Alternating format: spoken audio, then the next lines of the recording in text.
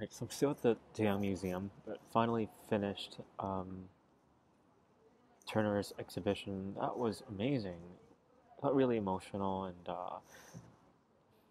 just because of the amount of works that were there, and there were always paintings. I don't think I've seen an exhibition of this size before, for like a famous artist, right? And I find the the curation actually informative for my thesis a lot. First of all, there's a big period in his work where he travels, and so a lot of the critics and curators' reading on his work has to do with that particular experience of traveling around Venice and Europe, and so that is insightful. Secondly, is his kind of impressionism aesthetics and how people interpret it as kind of an expression of experience and how we of memory and how we internalize those things.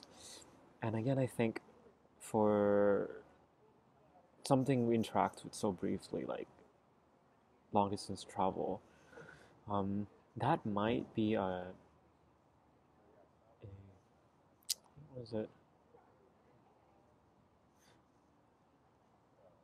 An an appropriate way of presenting my work or making the experience.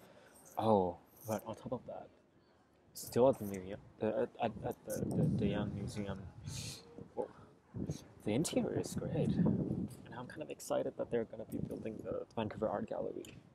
Um, it's so big though. The organization works so well. It's like the corridor there's a little bit crooked, so it leads you into your eyes into different directions. But it's also really dark, right? And so darkness and brightness was used, I think, really well. It's so experiential, but it works. Um, when you when you're at some well lit space, you're looking into getting into the darker corridor and hallway, and when you're in the darker corridor, anything that are lit just appear more dominantly. So that's the end of the spiel, and now it's time for me to go get my belongings at the hotel and figure out where to stay tonight. Um, that should not be a problem though, and tomorrow it's another intense day of traveling, and before I know it, by this time I should be in Minneapolis and Montreal at night. So it's been a great experience in San Francisco this time around. Surprisingly, it's the stuff outside that I find more informative. Maybe it's just because I'm so intense in the airport. So, day 2.